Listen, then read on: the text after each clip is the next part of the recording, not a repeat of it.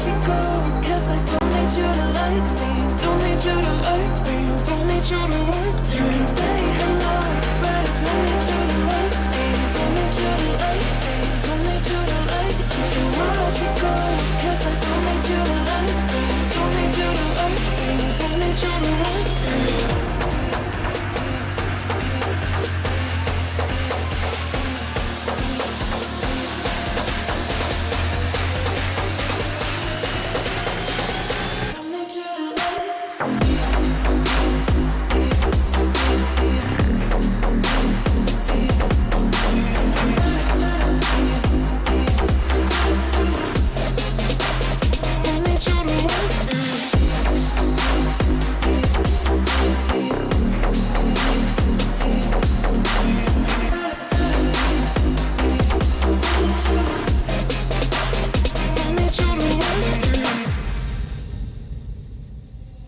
You can say hello, but I don't need you to like me. Don't need you to like me. Don't need you to like me. You can watch me go, 'cause I don't need you to like me. Don't need you to like me. Don't need you to like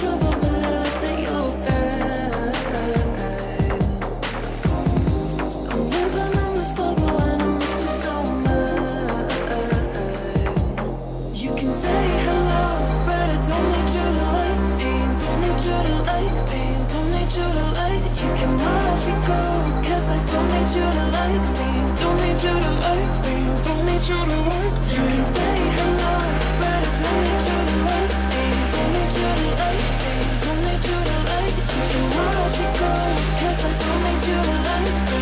Don't need you to like me. Don't need you to like me.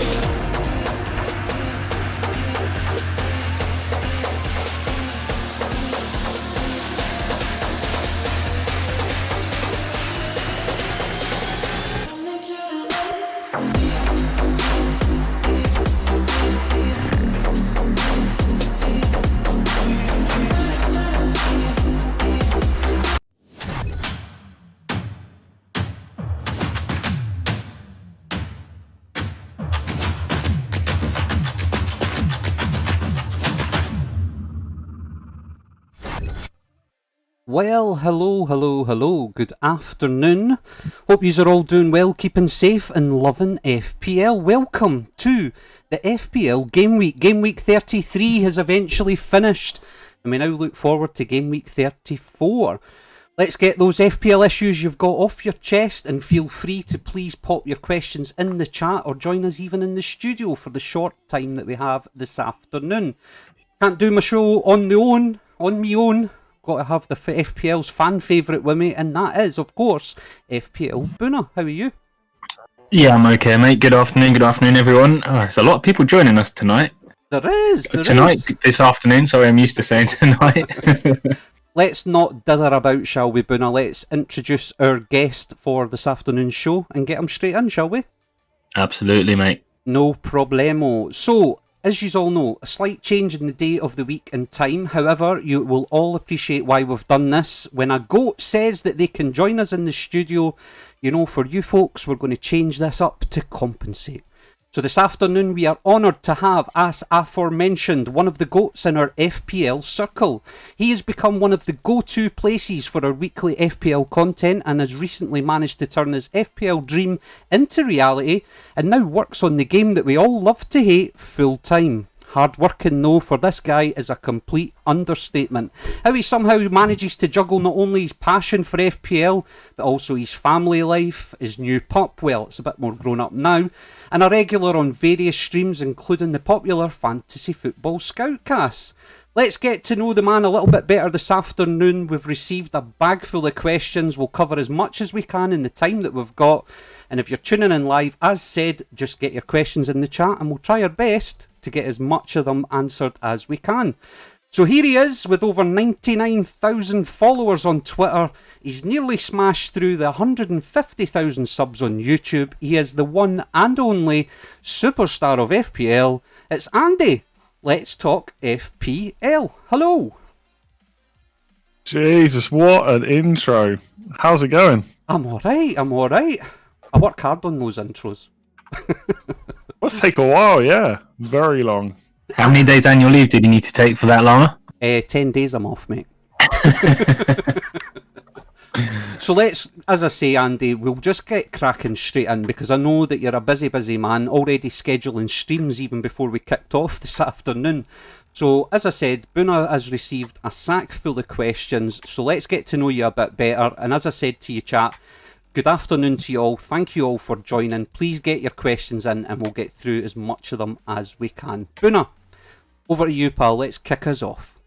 Well, first, can I just say we've got around 60 people tuning in, so thank you to everyone that is tuning in. For those that are, accustomed to Andy's streams, this is slightly different. What we do here is a bit more of a get to know the manager, and that's what we'll be doing today. So there won't be no big chances created conversation from us anyway. But Andy, the question that we tend to ask most of our guests, or in your case, goats, is how did you get into FPL and how long have you been playing? I have been playing for, this must be the 10th season or the 11th one. Let me see. 1, 3, 4, 5, 6, 7, 8, 9, 10. Yeah, this is the 11th season now. I basically got into it because some friends that I used to go to school with, this was kind of a couple of years after we left, they kind of got in touch and said, I'm creating a league. So just like everyone, I was like, right, well, I'm going to beat everyone.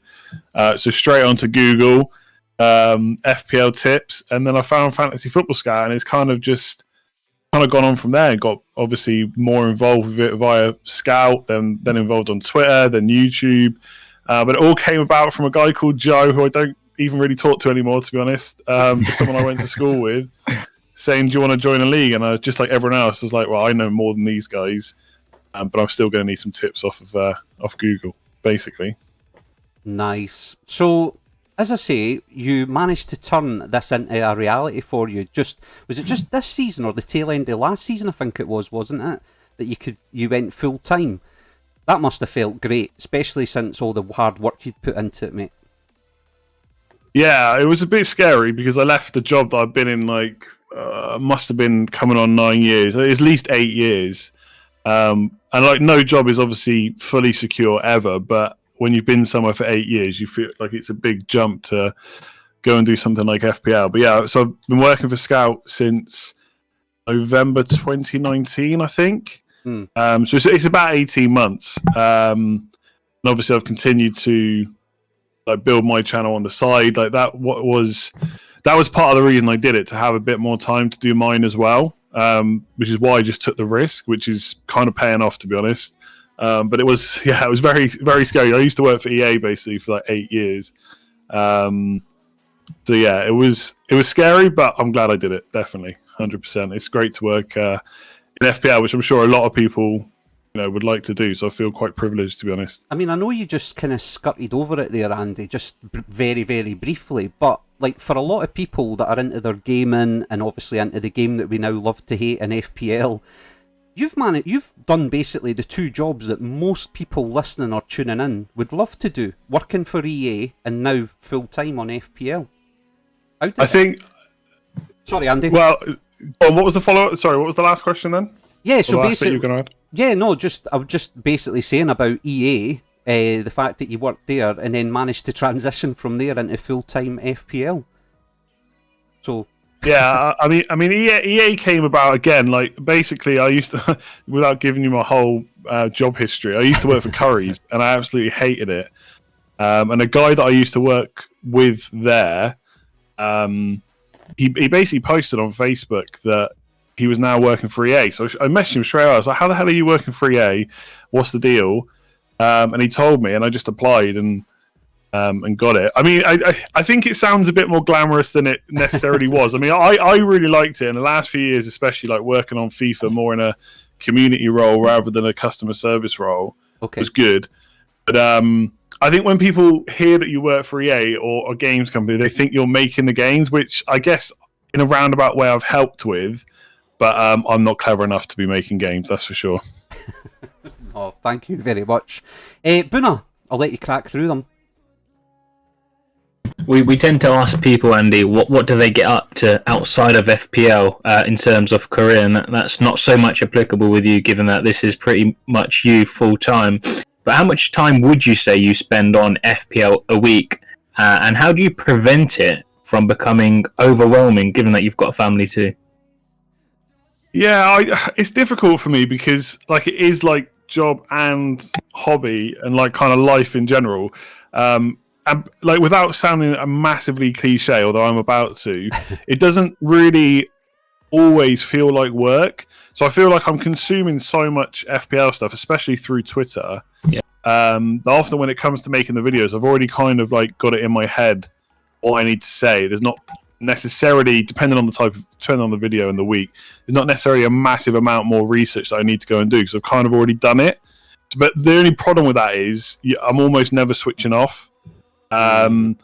Which, to be honest, I've quite liked over the last year. It's been great to have a distraction. Like I feel extremely lucky that I've been able to do so much FPL stuff. Like when the football was stopped last year, that was really hard. Now it's back. To be honest, it's great. I mean, it's gonna be difficult to transition back next season, like when stuff obviously starts opening up again, and we can actually leave the house more regularly. But I guess I don't really switch off, but it doesn't really bother me. Okay. And I think with a family, like, my missus would always, on the weekend, what football's on. And I always say to her every week, look, it doesn't matter what football's on. If there's something we need to go and do, like I'm not going to stop living to watch a game for FPL. But if we're in, then yeah, I'll definitely watch it.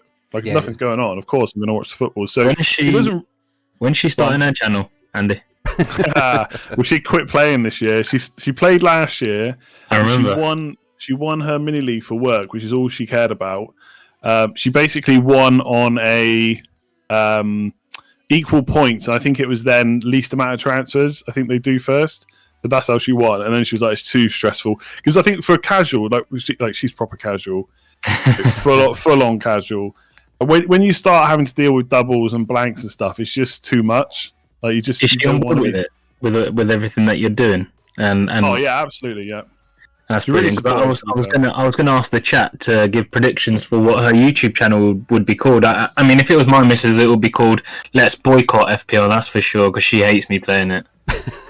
Yeah, I'm sure. To be honest, I'm sure there's times when I'm like on my phone again, or tweeting about it or something, where she's like, "Just stop." But it's not too bad. I don't think I'm too bad. But then if she was on, she'd probably say different. Question, just going on from what you mentioned there about how much time you spend on FPL a week and how the videos that you do and the streams that you do kind of contribute towards your decisions anyway. But you've had, let's be honest, an absolutely phenomenal season this season, and typically, not all the time, but a lot of people do struggle being so much in the public eye. How have you kind of prevented the overconsumption of information, like influencing or making you overthink your decisions? And what's worked well for you this season? Yeah, because that's that's interesting, that one, Andy, from Boona there, because we spoke to FPL General right back near the start of us starting this channel up, and I know he kind of had to take a step back, you know, from being in the eye. And I know Mark's kind of done it last season as well, although he's obviously bounced back this season. So yeah, interesting to get your take on that one, Andy. Yeah, for balance, it probably is worth saying. Although I'm doing great this year, I did awful last year, so it doesn't always work. I don't mind being in the public eye and having to make decisions. I think this year has got like things have gotten huge, like through my channel. There's so many people watching now that like everybody's going to have an opinion. Like I could be ranked like 100, top 100. And I could make one mistake, and everyone will oh, you shouldn't have never done that. What are you doing? You're an idiot. And there's only a few people that would start actually calling you an idiot. But I think you just got to like kind of put that out of your mind. Like if I go into a stream and I know what I'm doing, I won't let anyone influence that. Like recently, it kind of did. Like when I sold Dallas for Alonso, but it wasn't that someone taught me into it. It's just that they pointed out that I could afford it, and I hadn't realised. Oh, okay. But again, that's just my own decision, right? So. Yeah, I don't want to say ignore people because I don't. But if I know what I want to do, then I won't let people talk me out of it, and I'll just go with it. Like someone would have to give me a really strong reason. Like I would have had to miss something stupid because obviously every decision we make has a chance to go wrong. You just got to accept that. And this year, more things are going right than not. Obviously, the early wild card was really the kicker for my season. And I've just really since then just languished about. I've not really gone up, or I've actually gone down a bit since I had the initial push. And it's just stagnating a bit now. I think it's great. It is much easier to do content and be higher ranked. I'll be honest, but I don't think it's actually more interesting. Sometimes I quite like the chase, to be honest. Oh well, I know that's easy to say, but I think I do. It's the reverse AFTV, isn't it? The better you do, the better views you get, as opposed to the shitter Arsenal do, and the more views they get. Yeah, I mean, last year when I was I think after the break, because it was after I was like 300k or something, and like lockdown had happened. We didn't even know when football was going to come back or whether FPL would come back. And I was like, screw it, I'm just getting Man United players in. I don't even care. I didn't even think about it. And then it is obviously a bit harder to come on every week when you're making bad decisions and trying to talk about them. But at the end, I just see it as an opinion. Like if people are that annoyed that I get an opinion wrong, then I just don't care. It's not someone I want to talk to, you know? Is that comment from Team in the chat actually true, Andy? I don't know if you've had a chance to read it, but he goes, remember that time a few hundred people unliked your live stream because you didn't announce your captain until after the deadline? So basically, I've always done my deadline streams the same way. And just like any other FPL manager, sometimes I make decisions at like 10:59 before an 11 a.m. deadline, maybe even seconds before. And like some people think I do it for the suspense, and I don't, because if you watch the deadline stream last week, I had my transfer locked in. There was zero suspense because I was clear on what I wanted to do. But basically, because I'm doing well, there's a few people out there copying the moves. Oh, well, that's one of our questions, Andy. Yeah, that is funny. We'll come on to that in just a second. I'll just tell you what happened here quick, because the question's gone in. So, I can't remember what it was. I think, it was the week that I sold Fernandes for De Bruyne. Mm-hmm. And I was umming and ahhing all week. It's all I'd done that week is talk about that move. So people knew I was considering it, and I didn't do it until like 10:59 or 10:58. And then when I showed it on stream, there was only like 30 or 40 seconds to go to the deadline, maybe even less. And so people got really annoyed with it. And then recently, I can't remember what the captain was, but yeah, I had like X amount of likes, and then because I changed the captain or something last minute, like 300 people just unliked it, which is because they think I'm doing it on purpose, but I'm not. I'm just like any other person that makes decisions. Sometimes you change your mind, and unfortunately, sometimes that's with 30 seconds to go. Yeah, exactly. Everyone's allowed to change their mind, aren't they? It's you that presses the button. So yeah, but as Boona was kind of going into there, Andy, I personally know a person that this is only their second season playing FPL, and they have literally copied your team game week after game week, and I'm now being told how easy a game FPL is when they're literally just copying pretty much what you're getting up to. I know you've spoke about it before on your streams because I was in there when you were talking about it, but what's I don't get it myself, obviously, what enjoyment they're getting out of doing that, but obviously each to their own. But what's your views on that? It's like Copygate, that's what Boona's mapped this up as. Yeah, I mean, I don't particularly like it. I mean, to be honest, there's so realistically the pool of players for FPL is actually quite small in terms of the players that we choose from. Like if you were picking a striker right now, there's probably only 3, maybe 4 names that would jump out to you, right? So there's not that many, and obviously there's a lot of people playing. So the chances of someone making the same move as you in a given week is quite high.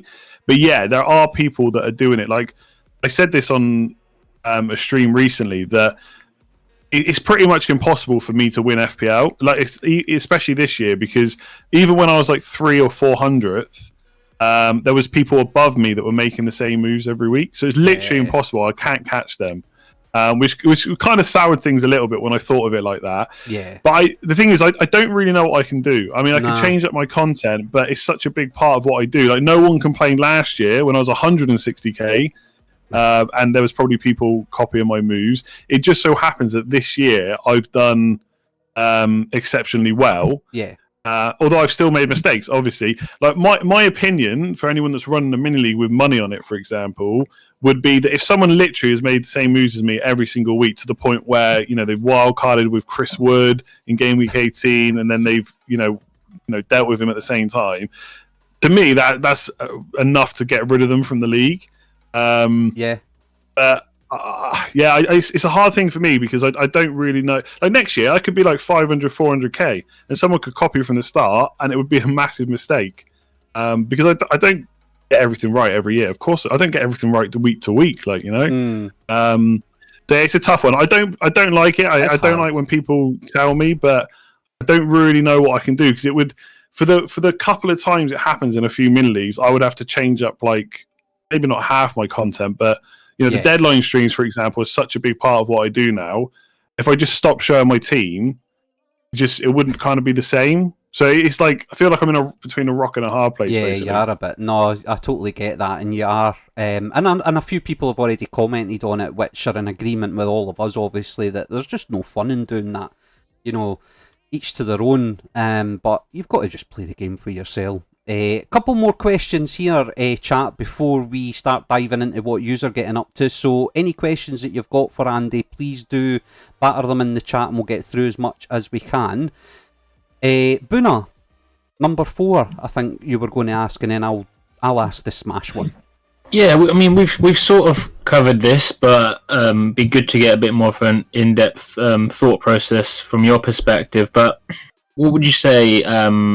What would you put down your success this season down to? So, secret's having such a successful season where so many others have struggled.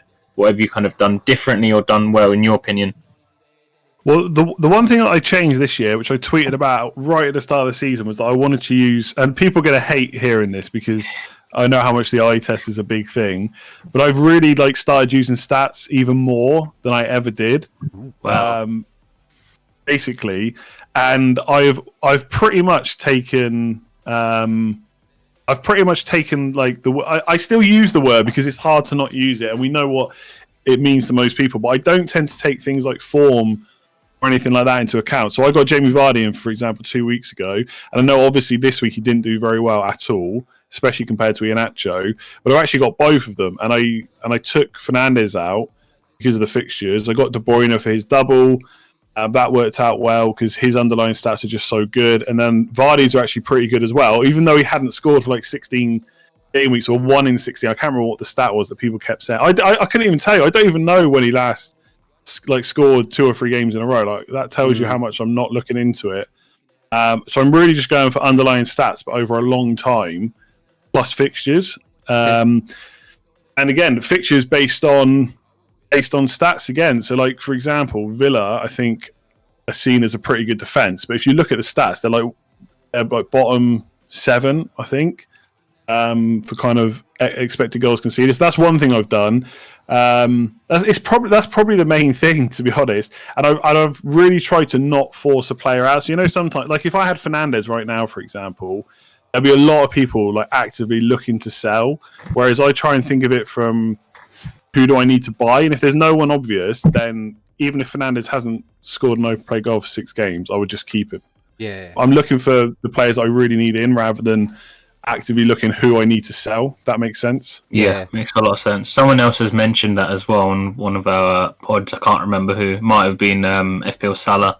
It's an interesting way of looking at it, actually, because I mean, who are you realistically going to bring in that you don't have at the moment that you really want? And there's not a massive pool of midfielders that are really performing at the moment. It's it's like when you said about earlier on about when you got so many people giving an opinion on your team, right?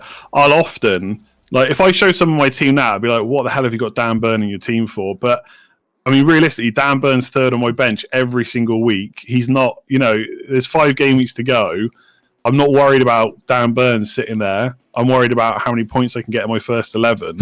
Yeah. So that's one. I tell you what, it was actually, sorry, I know I'm going back to a different question, but it's something Late Riser said to me when I did a kind of similar thing with him on Scout. He said, nobody thinks about your team as much as you do. And so if you say to someone, here's my team, what transfer I do, they're basically trying to make a transfer to make it more like their team. Yeah. They're not thinking about who you want in a few weeks' time. They're not thinking about how much money you got in the bank, what chips you have. So yeah, I think I've got, that's basically what I'm doing. I'm focusing on my first 11. I'm worried more about swapping big hitters than cheapy players like Burn and Dawson, just rolling them with them, really.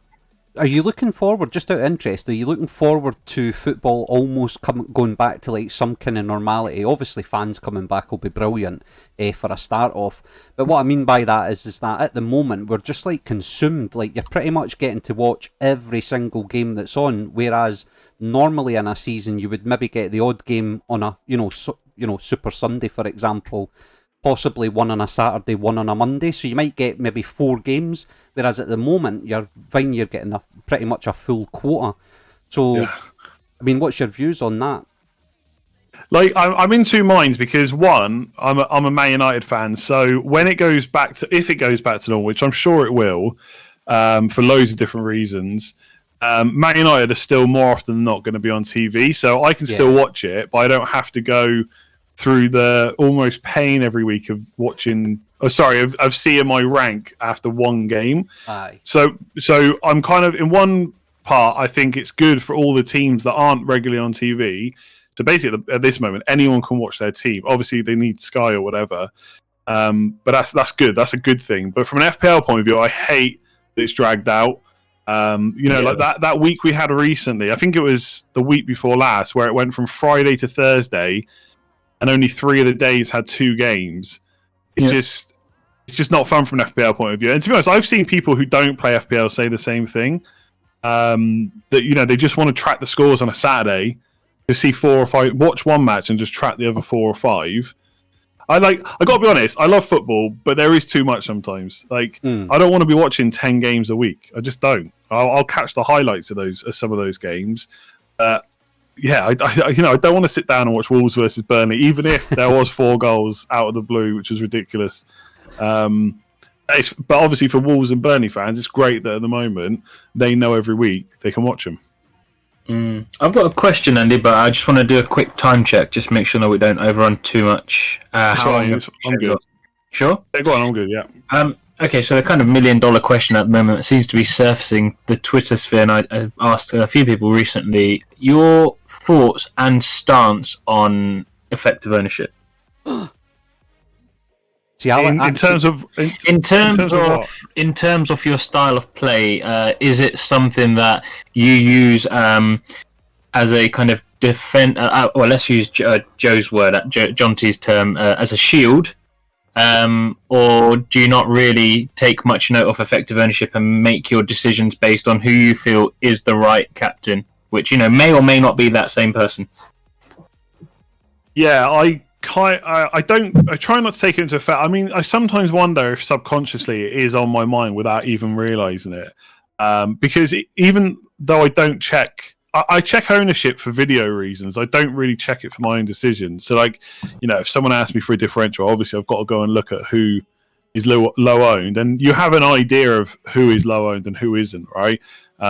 Just by the way people talk and seeing in mini leagues. But I don't let it pay too much attention. I mean, again, I'm talking about recent moves because they're mostly, obviously, more recently in the memory. Mm-hmm. But when I took out Bruno Fernandes, his effective ownership was 100% every single week.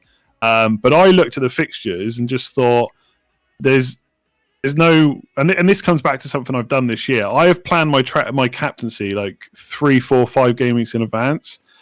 And again, it will take something big for me to switch around who I think is the best, like weeks in advance. So then I'm not factoring in form and stuff. So yeah, I took out Fernandes for De Bruyne, who was like 20% ownership.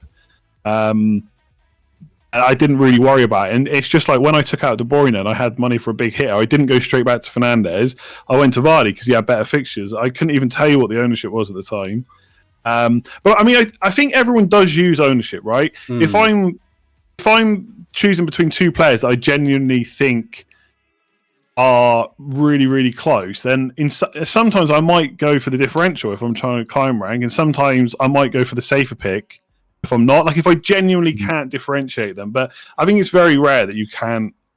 There isn't someone that stands out to you for whatever reason it might be. So yeah, I look at it and I hate that I know about effective ownership because when you don't want like when Kane was captain in a double and any points he got was bad for you, I mean that's not fun at all. Oh, that was ridiculous. I couldn't believe it when I saw that. Yeah, it was mad. It's just everything just converged, didn't it? Like everyone had triple captaincies left, and it was the best week to use it. Yeah. So it's just one of those things. EO, I like to call it an exciting opportunity, Andy. That's what I class EO as. Nice, I like that. Right, before we dive in to take a few questions from the chat, Andy, you can just keep telling us time checking, but we'll try and rattle in as many as we can. Honestly, don't rush. Before we dive into it, you need to put your mind into this situation, please. So it's the final seconds of a Champions League final. You're through one-on-one with the goalkeeper, Andy. You're just about to lace the ball with your boot when out the corner of your eye you see your strike partner next to you. Now, you know that if you pass it to him, surely he's not going to miss. He's got an open goal. The goalkeeper's one-on-one with you, Andy. However, it's you that's got the ball at your feet. So what are you doing, mate? Are you smashing it or are you passing it? I saw something about smash or pass the other day, and I wonder what the hell was going to come. But I thought I better not go and check what the question was going to be. I think I would pass. Aye, that's I think. Do you know what comes to mind when you say that? I know you said Champions League, and I don't necessarily blame him, but I think back to the World Cup in 2018 when Kane shot against Croatia. Yeah, and Sterling was a square ball. And look, I think obviously I don't want to go off on a tangent too much. I think like Kane is a striker. Right? He scores goals. He probably scores that 9 times out of 10. But that would have put England probably through to a World Cup final, which would have been massive. So I think I'd rather win it than take the glory. I guess. No, I get you. And funnily enough, shoot, because your strike partner's Werner. We'll start taking, thank you for that one, Andy, passing all day long, getting the victory. I've scrolled myself Boona back up to near the beginning. So, question I had though, Lama and Andy, in terms of the type of questions we take from the chat, are we taking team-specific ones or should we look for general questions? Your show. I'll leave it up to you. Lama? I'm not fussed, mate. You decide. Anything that sticks out, pal. If it's interesting. Yeah. This is an interesting one because it was something that I was considering myself, so it's definitely interesting. Question from Adam Dunn, who once upon a time was in the top 50 in the world, That's right. and since being on our show has plummeted. Sorry, Adam. But he asks, is it worth bringing in Kane for Vardy this week, Andy?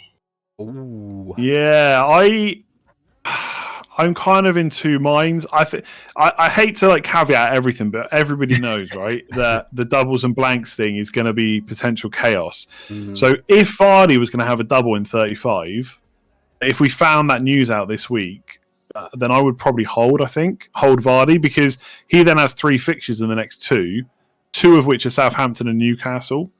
and then you can make the switch in 36 to Kane. I know why people are thinking about doing it because obviously Sheffield United looks so good, but I don't know. We didn't really see what he's, how he's recovered from that injury because Spurs just didn't have the ball like for that whole game at the weekend. It was hard to know just how fit he is. I feel like if I've made that move, I think I'll be tempted to see it out. It's annoying because it's Sheffield United and Leeds, I know. And, if there's no double, I definitely prefer Kane and I would reverse it. If there's a double, I feel like you might have to see it out. See, I made that move as well. I brought in Vardy this week for Kane as part of a -4 and captained him as well because I'm chasing rank, which didn't go so well, and didn't own Iheanacho, so it was kind of like a double whammy for me, unfortunately. But I've made the decision to go without Kane, and being a Spurs fan, I feel like, although he didn't do anything to make me suggest that he wasn't fully fit, I think he looked okay. But I feel like still, the timelines just didn't make sense. I feel like we definitely rushed him back. And I don't think I'd be surprised, and I'm not trying to put anyone off here, and you manage your own teams, but I would not be surprised if Kane wasn't to start against Sheffield United. I do feel like he was rushed back a little bit. And maybe I'm just trying to convince myself that not bringing Kane back in was the right decision, but I don't know. I'm not too sure. He's eyeing up a move to United anyway. Just one thing on that. I remember back I'm looking at now, 22-23 game week. When he came back against West Brom and everyone said he's been rushed back, we pretty much played 90 minutes every week since then. So I feel, because the thing is, Spurs literally got top 4. I know it's looking a bit more unlikely now, but need that top 4. Kane needs Champions League. I think he starts. There we go. He starts. True. You're captain this weekend, Andy. That I'm not sure about yet because you got to be sure though. You said you plan your captains 3 to 5 game weeks in advance. Okay, so he was my captain, but like I said, unless something big happens and him coming back from injury, I don't necessarily disagree that he came back quite quick. But I don't know how. I'm definitely keeping him and playing him. I'm not sure if I've got the confidence to captain him, although it is currently on him. Like I can see my team now. It is on Kane. Andy Mack in the chat. Good afternoon to you, mate. Hope you're doing well. Hi, Andy. Did you always take FPL seriously, or when did you start to care about your overall rank? So I guess I've always taken FPL seriously, like ever since I started, because like I said, I was straight on to Google. That led me to Fantasy Football Scout, and then from there I was like posting most days. Like I was super active in that community and had been for like, pretty much since I started playing, right? But the difference was back then I didn't necessarily care about my rank as much. So although my first 3 ranks are actually not that bad, there was less players playing then. So and I was on Fantasy Football Scout, which back in the day was like one of the top places. Still would be like to get your info from, and less people were aware of it, and it wasn't so popular. Like my first 3 ranks were like 20k, 10k, 15k, so they weren't bad, but I was only worried about that mini league that I spoke about earlier, which got me involved with it. And so I remember being like 100 points clear with like 5 or 6 weeks to go, and I would just take hits for the sake of it. Like that's how I used to play the game. I kind of wish I still played it like that. I just feel like I can't now. Okay. I've always taken it seriously, but once I was in the lead for mini leagues, I would just take hits for the sake of it. So those ranks could have possibly been even better. Oh right, okay. There's a question not from the chat, from FPL Boona, Andy, and he asks, what's the competitiveness like between you and Mark Southerns? Because he's really creeped up. In fact, he's overtaken you, I've noticed. I mean, from my side, there's literally none. Like Mark always beats me, so I don't. All I know is like for the last like maybe 4 or 5 weeks, everyone keeps asking me about this. But yeah, I guess he's talking about it on. I don't know if he is. Yeah.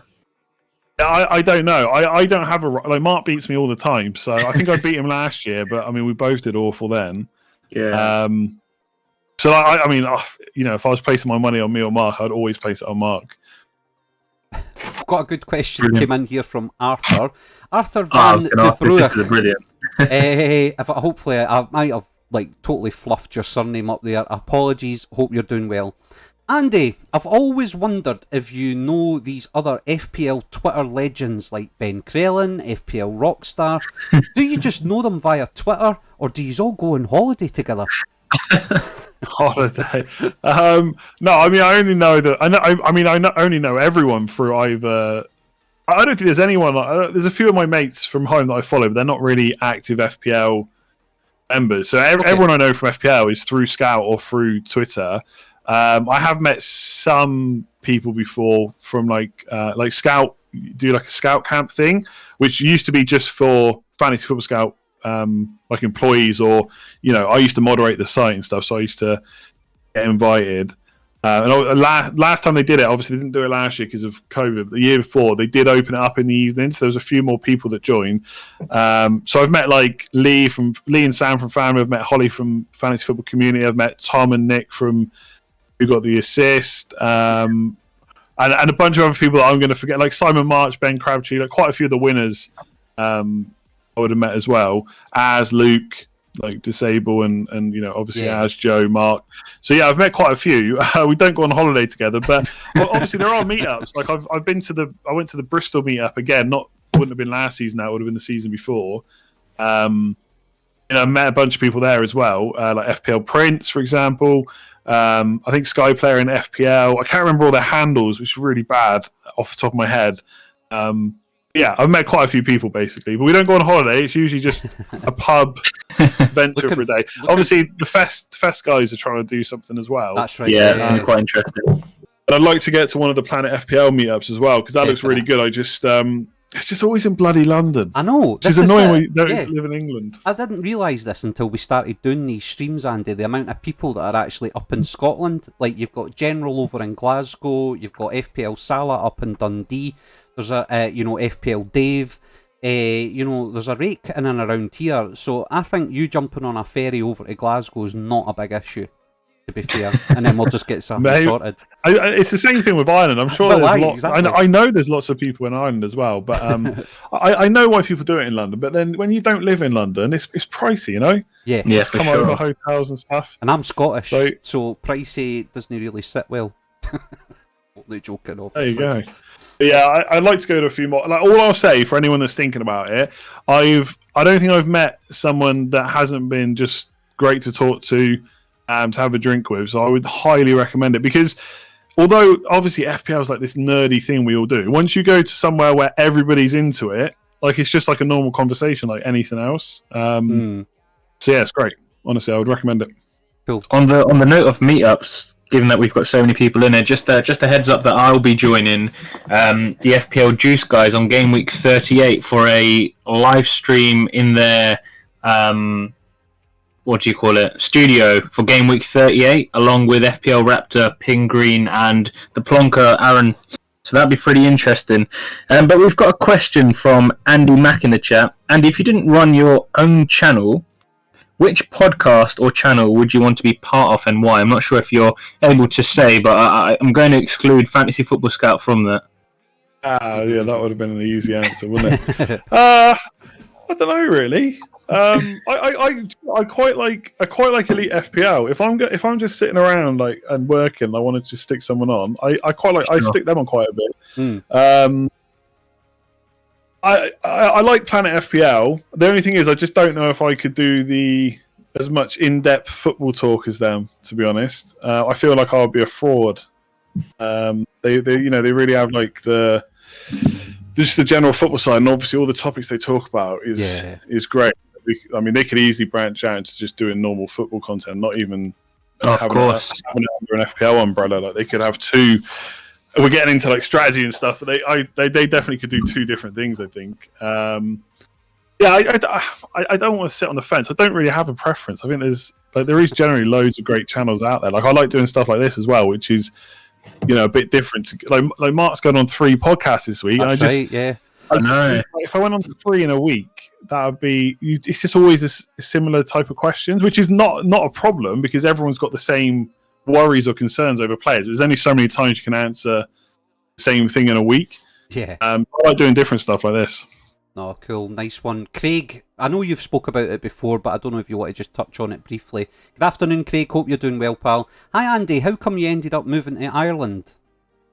John's kind of answered that for you, though, Andy. He says because his super chats kept on doubling. Oh, It was basically what I said earlier. I worked at Curry's. I really wanted to get out. I'd recently been turned down for a job in a building society, and then I found out my mate was working for EA, so I went and worked for EA. That is it. That is the reason. It was an 11-month contract. I thought if it goes wrong, I'll go back. And 9 years later, I'm still here. Danny in the chat. Andy, when is it time to go for differentials if you're wanting to catch up with your mini league rivals? Good question.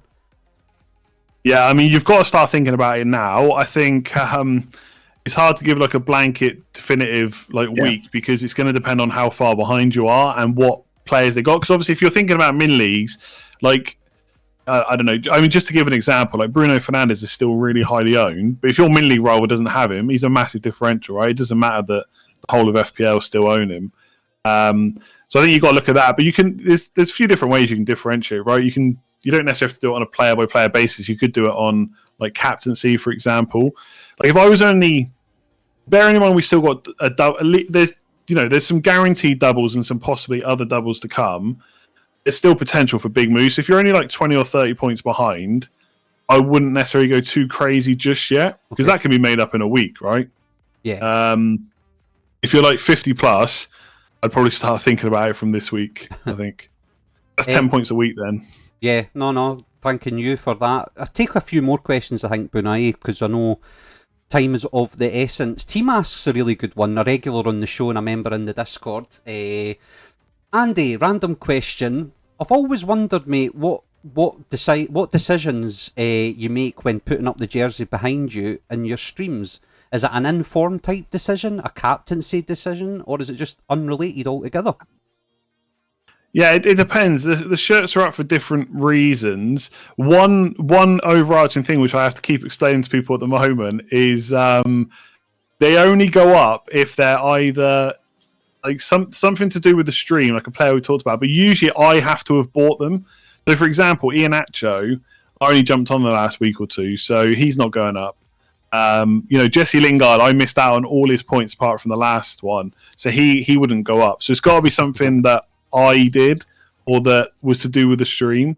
So I won't go through them all because there's quite a few, but I can't remember who's up there. John's there at one point. No, see, this is why. So Lundstrom I owned, and that was the season I got hacked. And then when I wildcarded, I decided to be clever and go without him, and he basically killed my season, so he doesn't get up there. If I'd owned him the whole way through, he would. But you've got, the hacked t-shirt up, though. Yeah, I love that. yeah.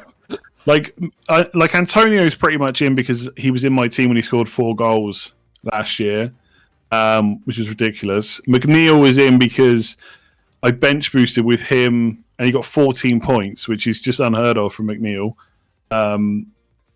Baines has got a bigger story behind it where someone who watches the streams is a journalist and he had early team news and he told me that I don't think he just told me, I think he tweeted or something, but Baines was starting and I was looking for either him or Coleman, I think, so I brought Baines in and then he didn't start. And he basically, the guy said, I promise you, he even took a picture, he said, I promise you he was in the team, they must have changed it. And he sent me lineup from the day, like sometimes journalists tweet the picture, the sheet of paper they get with all their lineups on, and he got Coleman and Baines to sign it, so that's why Baines is up there. But yeah, it's just stuff like that. It's not necessarily. Do you know what I mean? Like Lingard's not getting up there anytime soon. Let's just say that. Couple more then, Buna. Yeah, absolutely. There's a question just coming from Baker FPL 343 saying, question for Andy, are you planning right now for the doubles and blanks more so than the week just in front of you?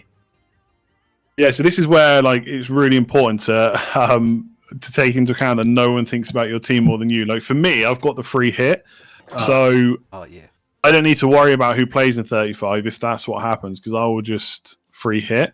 But I mean, I am thinking about it because this week, for example, I might take out Rudiger, which isn't a great move. But if he blanks in 36, I don't need him, and I don't necessarily need him for the rest of the season. So if I'm going to free hit next week, for example, in 35, but I need to use a transfer this week, otherwise I lose it. So I guess I kind of am. I think it's really hard because we don't know if it's definitely happening or when.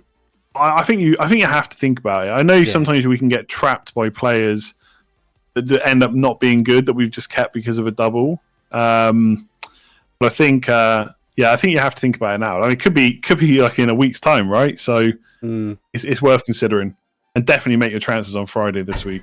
Yeah. A couple more. We'll probably take Sparta's and then Anti's to finish, I think, Boona. Sounds good to me, mate. Yep. So Sparta's just a simple, how many hits have you ever taken in a single game week, mate? I think let's caveat it from when you've been playing serious as well. Okay. Yeah, I think a minus 16. Nice. Because it was in a blank game week, so I always can justify hits a bit more. They were kind of long-term moves. And I got something like an 8,000 game week rank as well that week. It was, I can't remember what season it was, but it was when Josh King was really good. I remember this. I remember it very well. Yeah, he missed a penalty and then scored a hat trick. Yeah, because he missed a penalty. I thought, oh god, I've taken a massive hit. He's part of it, and then he gets a hat trick. I bought in Lukaku, who then was my captain. He got 12 points into 24. That was like 4 seasons ago. I remember that. Yeah. It was a really good hit, to be honest. I mean, it's like, I know everyone, every time someone takes a hit and it's good, they always say, you see, hits can work, but it doesn't always work. But that one was a nice one that stuck out in my mind. Andy is asking, do you think, Andy, that FPL makes it too easy for casuals? He's got 2 casuals in his mini league that are in the top 100k just from logging in once a week, reading a few articles on the FPL site. That doesn't sound like a casual to me. Nah. Yeah, yes. To me, that's probably not that's not like, my missus would be casual. I think like she doesn't really take it. Like sometimes she might watch the odd stream, but very rarely. Like if someone's reading some stuff, I feel like they are a little bit more involved. The thing is, I feel like as people that make content, you can't really complain that Premier League also do it because they're only doing what the rest of us do, right? Yeah. So like if they didn't do it, I would do it or whoever would do it, right? So I don't know. You've still got to make decisions. Plus, how often do you see people on Twitter taking a admit that they've got it wrong? So this is true. This is very true. Although Boona and I tend to be quite open that way. We'll tell you if we've had a shit game week or a good game week. Yeah, it's been every single game week for me this season. Yeah. I think in general, like FPL is around as a marketing tool, so anything they can do to keep people engaged they're going to do it. So I don't really mind. I mean, I still think most of the time, if you're more active, you got a better chance anyway. But it's like I said earlier, sometimes you make a decision and it's wrong, and sometimes, unfortunately, those decisions happen week after week. And it is football end day. It doesn't always go according to plan. So if they want to help out, I don't really mind it, to be honest. Yeah. Yohesh is saying Loma's back at number 1 ranked in the world. I wanted to see Andy there. There you go, one of your many supporters, Andy. And we'll finish with Tejas. Mendy to Meslier from game week 26 and onwards. Is that a move you would advise? Sure. yeah. I mean, I guess it's game week 36.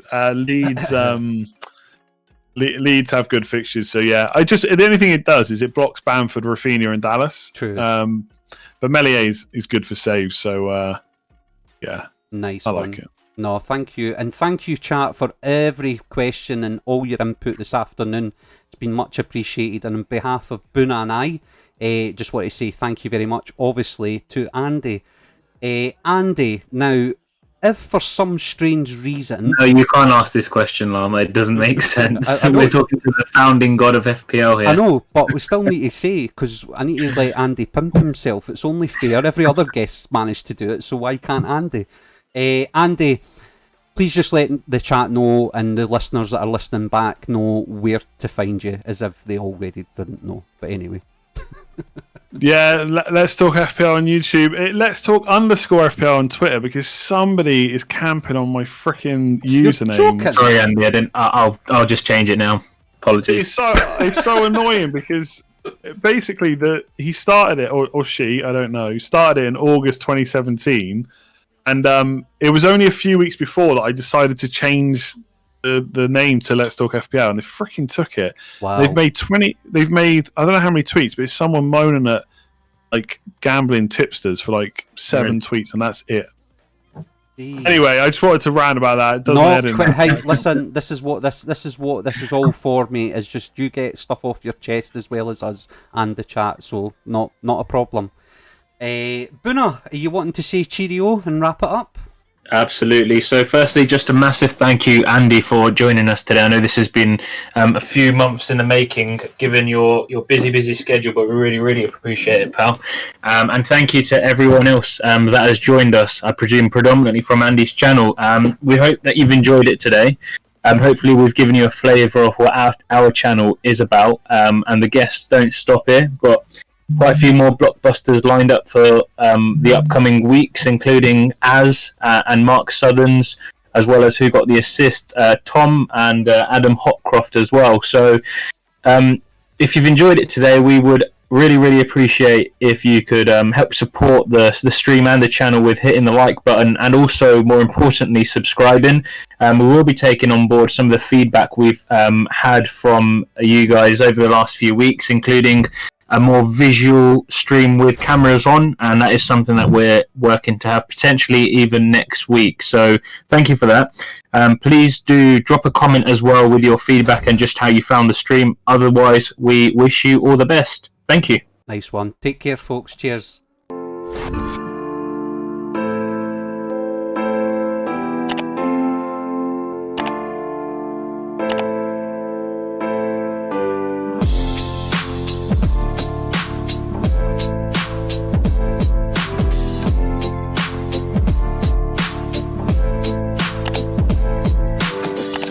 I found some better sounds no one's ever heard. I wish I had a better voice that sang some better words. I wish I found some chords in an order that is new. I wish I didn't have to rhyme every time I sang. I was told when I get older all my fears would shrink, but now I'm insecure and I care what people think.